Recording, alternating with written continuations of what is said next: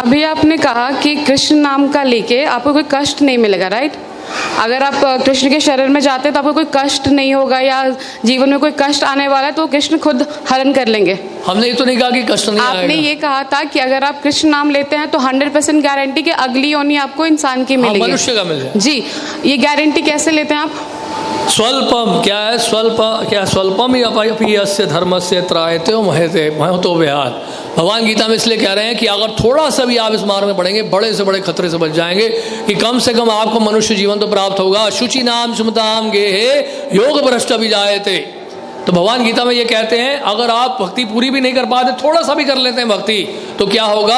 आपको ब्राह्मण परिवार में जन्म मिल जाएगा, धनी परिवार में जन्म मिल जाएगा, अच्छे घराने में जन्म मिलेगा, और दोबारा भक्ति करने का अवसर प्राप्त होगा। और अगर मैं भक्ति ना करूँ तो? हाँ जी, अगर मैं भक्ति ना करूँ तो मुझे भक्ति ना करो तो कर्म के अनुसार चलना पड़ेगा। फिर कर्मणा देव नेत्रेण जंतुर्देहो भवते।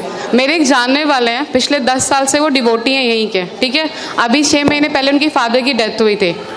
ओके, तो ये कृष्ण भगवान ने ये जो कष्ट उनको दिया, क्यों दिया? वो तो 10 साल से इनके डिवोटी थे। हमने तो बोला ही नहीं कि आप कृष्ण भक्त बनते तो कष्ट नहीं आएगा, हमने नहीं कहा ये। कल के मैं क्लास में गई थी, नहीं, हमने नहीं कहा ये कि कृष्ण भक्ति अगर करेगा कोई कष्ट नहीं आएगा। उसको कष्ट आएगा, कष्ट करने की जो सहन करने की दृष्टि बदल जाएगी।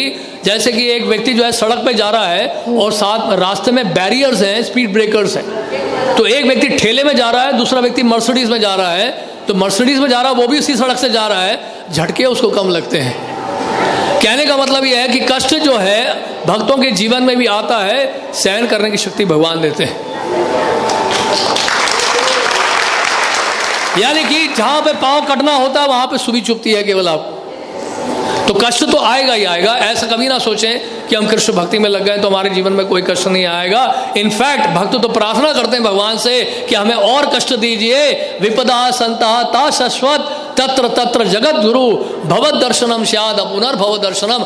आप कुंती महारानी कह रही हैं आप हमें और कष्ट दीजिए, और कष्ट दीजिए, और कष्ट दीजिए, क्योंकि आप अगर कष्ट देंगे तो आप ही का स्मरण करेंगे। अब आपका स्मरण करने का मतलब ये है दोबारा जन्म मृत्यु जरा व्याधि के संसार में दोबारा नहीं आना पड़ेगा। तो आपका कहने का ये मतलब है कि अगर आप कृष्ण, मतलब कुछ भी हो जाए भगवान कृष्ण के शरणों में रहो हमेशा। बस ये है पॉइंट। लेकिन कोई पॉइंट नहीं, बिल्कुल बहुत बढ़िया पॉइंट बोला आपने, तालियां बजाइए इनके लिए। एक मिनट, ये कोई पॉइंट नहीं होता। अगर भगवान कृष्ण के शरण में नहीं हो तो मेरे पास जरूरी कि मुझे कष्ट, मतलब कष्ट तो वैसे भी आना है जिंदगी में, चाहे मैं रहूं या ना रहूं। कष्ट तो जिंदगी में आना है, लेकिन यहाँ से कष्ट का निवारण आपको दिया जा रहा है हमेशा के लिए। जन्म मृत्यु जरा व्याधि के चक्र से आपको हमेशा के लिए छुटकारा पाने का एक सुअवसर प्राप्त हो रहा है।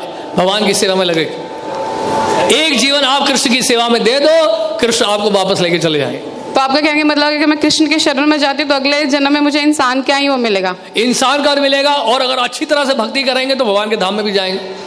ये तो मरने के बाद किसने देखा है कि कौन कहाँ जा रहा है? हाँ जी, मरने के बाद कौन जानता है कि कौन कहाँ जा रहा है? हाँ, इस बात की गारंटी कौन लेता है? सामान्य लोग नहीं जानते हैं, लेकिन भक्त जानते हैं। यम यम वापि स्मरण भावम त्यजते अंते कलेवरम तम तम एवैते कौन्तेय सदा तद्भाव भाविता। अंत काल में जिसका भी आप स्मरण करेंगे उस तरह का शरीर आपको मिलेगा। भगवान गीता में कह रहे हैं। तो आपके भक्त जानते हैं कि मरने के बाद कौन कहाँ जा रहा है, राइट? हाँ, 100%। तो मैं उन भक्त से मिलना चाहती हूँ एक बार। जरूर मिलिएगा, क्योंकि मुझे भी जानना है कि कैसे उनको पता चल रहा है कि मरने के बाद जा रहे हैं। उसके लिए आपको प्रोसेस अप्लाई करना पड़ेगा। जिस तरह से कोई आईआईटी के बारे में जानना चाहता है तो हम उसको क्या बोलेंगे, आईआईटी में पहले एडमिशन तो ले लो,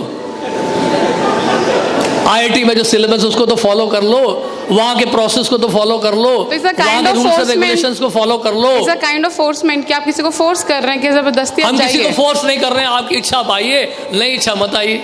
यथा इच्छसी तथा गुरु, भगवान गीता में कहते हैं। भगवान क्या कहते हैं, किसी ने सुना तो नहीं है ना?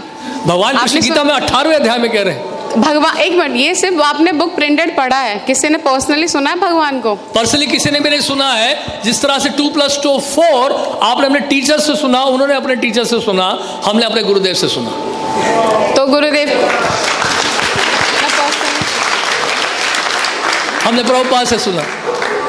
जैसा स्कूल में जाते हैं तो टीचर सिखा रहे 2 + 2 4 गए थे सुनने कृष्ण भगवान से। आप अपने टीचर से कभी आपने पूछा है स्कूल में अपने टीचर से what is the proof that 2 + 2 is 4? What is the proof this is A, this is B? Teacher ने कभी जवाब दिया ना, आपने पूछा ना कभी वो जवाब देंगे। बट ये तो अंधा ज्ञान हुआ ना फिर। हाँ, तो इसका मतलब जो स्कूल में पढ़ाया जा रहा है वो भी अंधा ज्ञान है। स्कूल की बात नहीं है, आपने कहा कि जो आपके गुरु ने बताया स्कूल आपने की वो बात चीज़ ही कर है, ली। क्योंकि ज्ञान तो ज्ञान है, वो भौतिक ज्ञान है, आध्यात्मिक ज्ञान है। भौतिक ज्ञान में आप विश्वास कैसे कर लिए कि 2 + 2 4 होता है? आप कैसे मान लिए ABCDEFGHIJ है? आपने कैसे विश्वास कर लिया अल्फाबेट्स को? टीचर कहता मैंने अपने टीचर से सुना, वो टीचर कहता मैंने अपने टीचर से सुना, राइट? ये है सिस्टम ऑफ अथॉरिटीज को कहते हैं डिसेंडिंग प्रोसेस। इसी तरह से गुरु परंपरा के माध्यम से, एक प्रमाणिक गुरु परंपरा के माध्यम से हम जान पाते हैं भगवान कृष्ण की शिक्षाओं। सबसे पहले आपको ढूंढना पड़ेगा कौन सी यूनिवर्सिटीज हैं बोनेफाइड हैं, कौन से स्कूल हैं जो रिकॉग्नाइज्ड है CBSE के द्वारा। उसी तरह से वैश्विक सिद्धांत को समझने के लिए, इस आध्यात्मिक ज्ञान को प्राप्त करने के लिए हमें सबसे पहले ढूंढना पड़ेगा कि प्रमाणिक स्रोत कहाँ कौन सा है जिससे हम भगवान कृष्ण के बारे में जान सकें। इसके लिए हमें शास्त्र पढ़ने पड़ेंगे। तो उन शास्त्रों में इस प्रकार से वर्णित है। और बताइए। बस ठीक है।